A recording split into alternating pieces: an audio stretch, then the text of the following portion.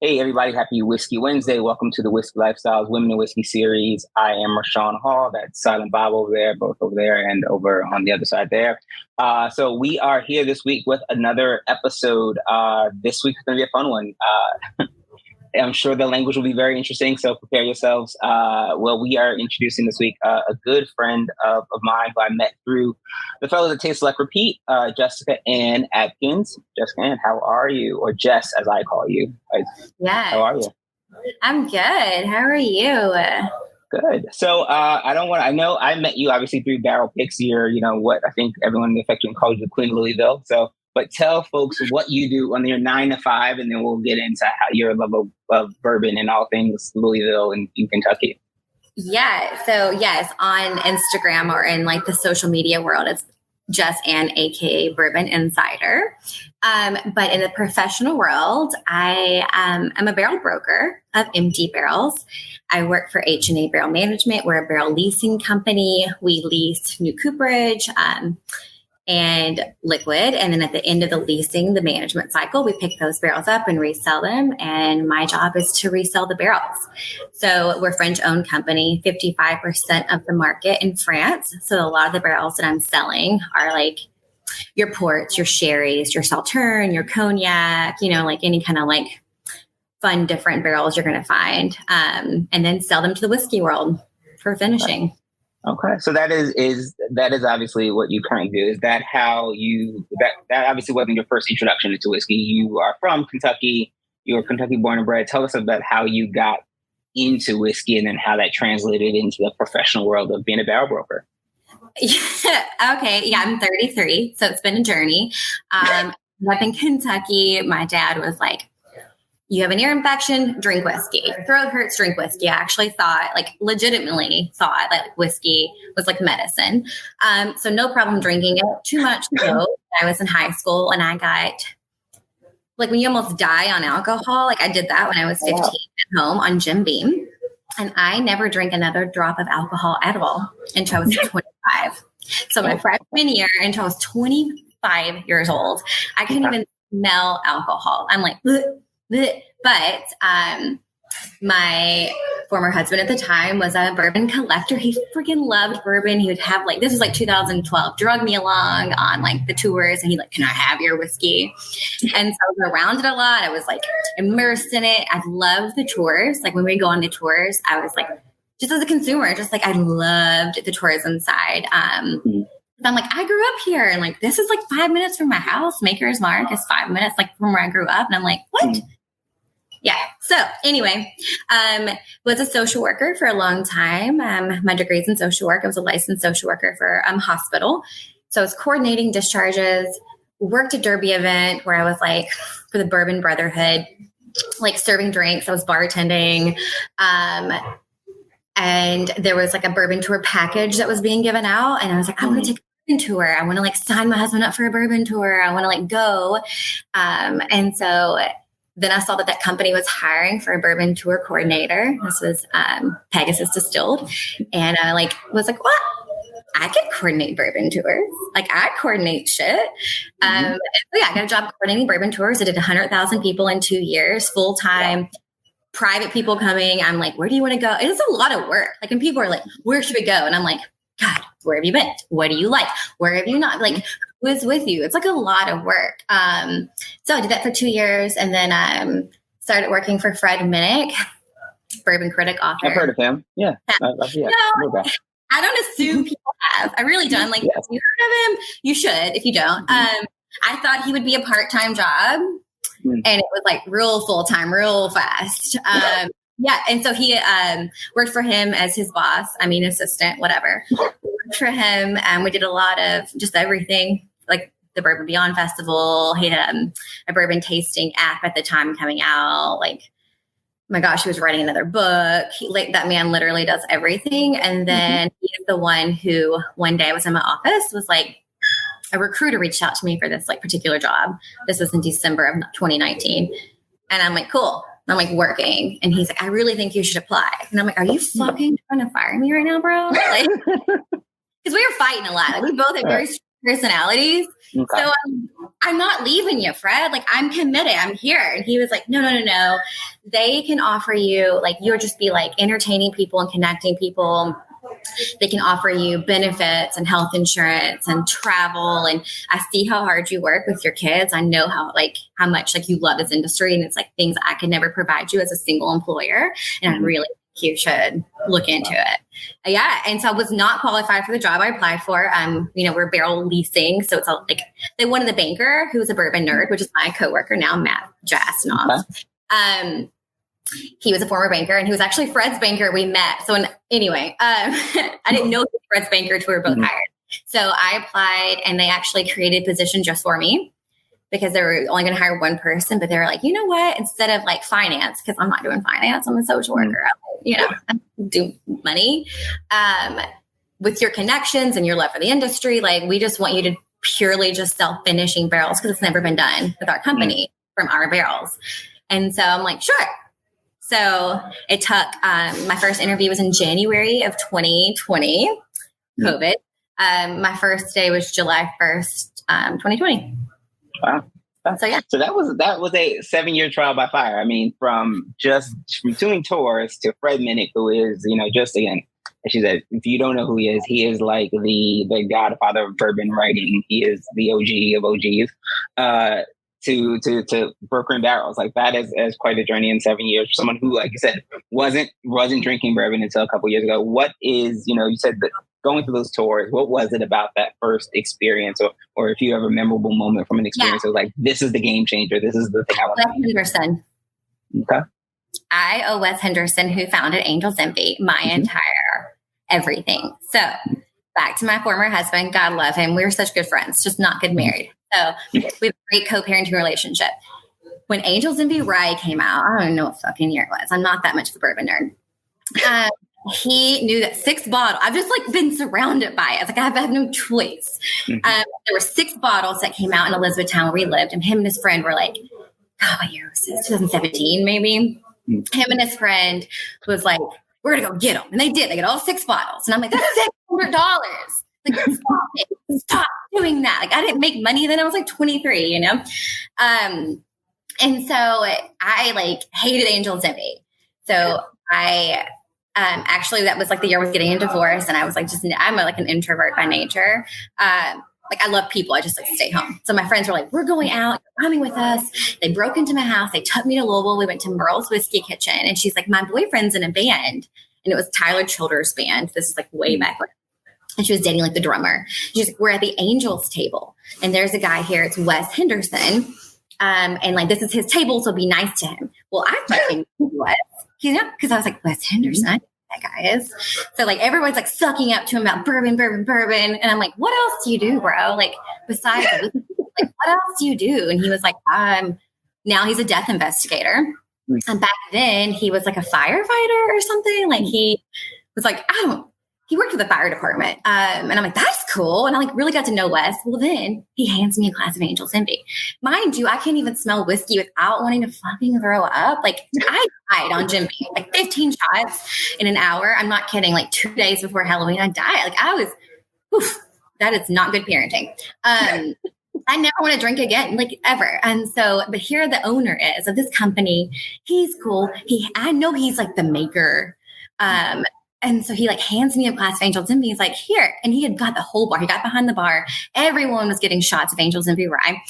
And I was like, well, I guess I have to drink it. And so I drink it. I'm like, oh, okay. And that was the first time I've ever been like buzzed on the Kentucky Hug. I didn't. So like now Angel's Envy is like the gateway, it's like the gateway bourbon. Yeah. And then after that, I loved it. I actually wanted to work for Angels.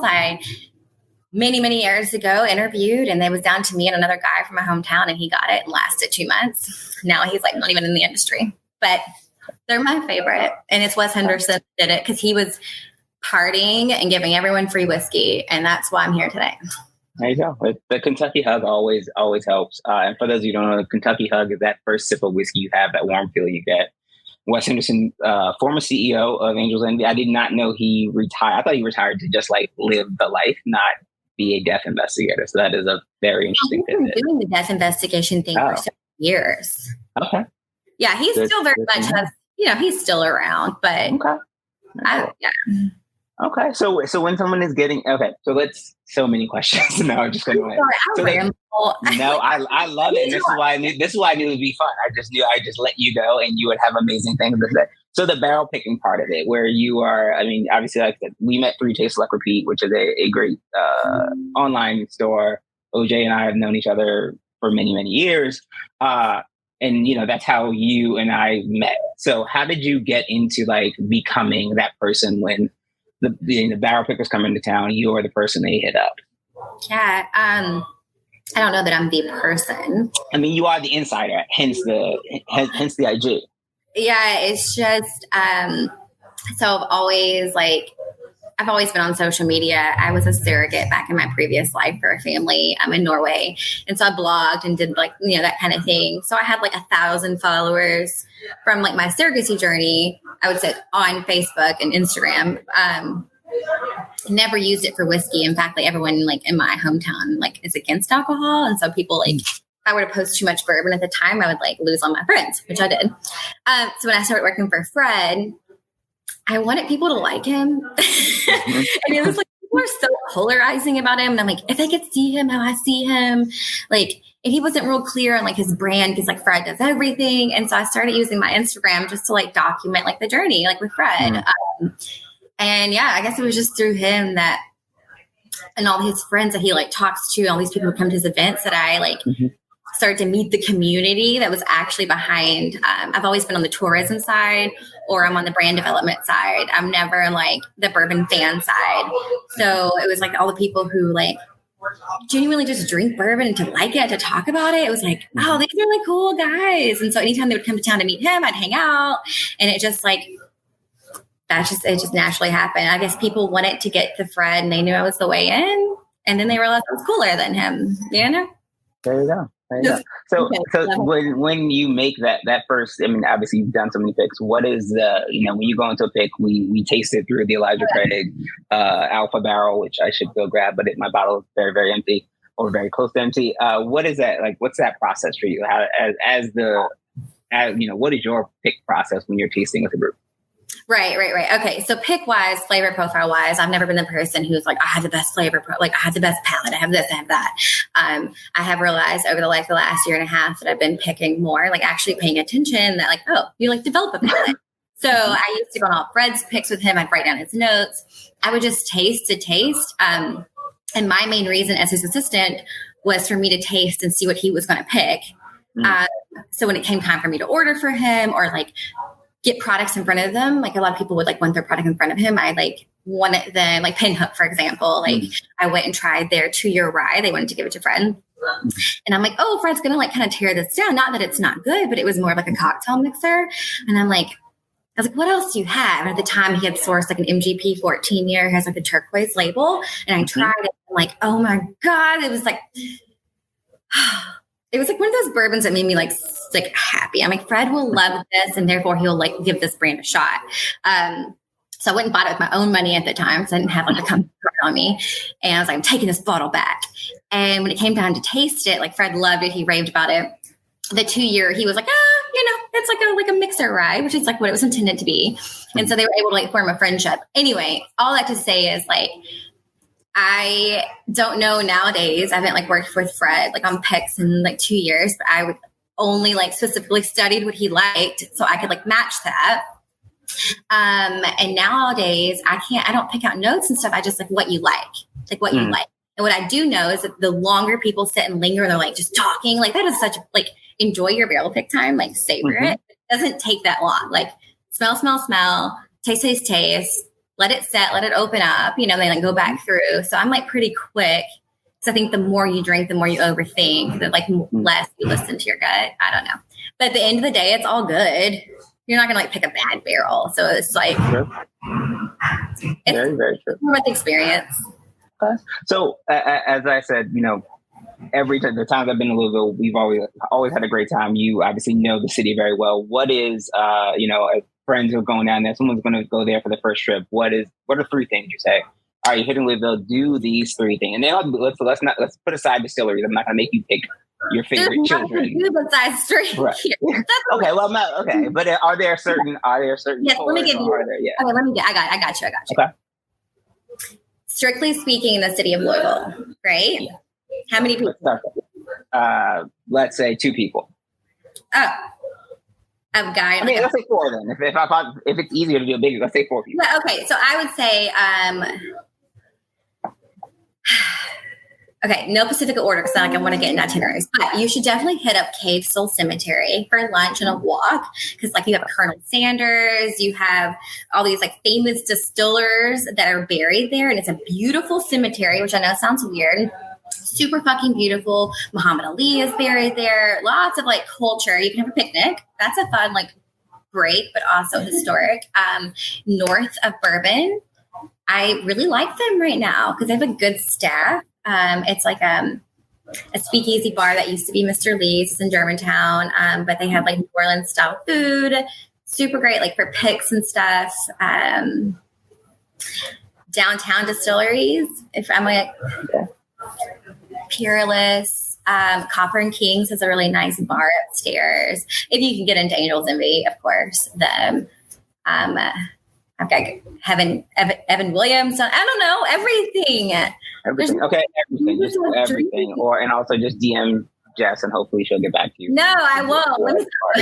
Okay, she will not get back to you. Actually, it's like there's so much to do. This is like really such a lovely city that it is like super. I'm just expounding off everything that I love, but it really, in order to get a good experience, like it's like, what do you want when you come here? Like, what's your intention? That's yeah, and that's the thing. Every time I feel like every time I've been there, I've had a different experience with either going with different people or and every experience has been great. It's just like everything has been Yeah. So when people ask me, I'm like, I can give you a laundry list. Like, to your point, focus on what are the 3 things you want to hit. What are the 3 things you love? What's the bourbon that you love? Yeah. Focus on that and then work out from there. So. Exactly. Always say walk the Big 4 bridge. It's a mile walk to Indiana. Go to the cigar bar.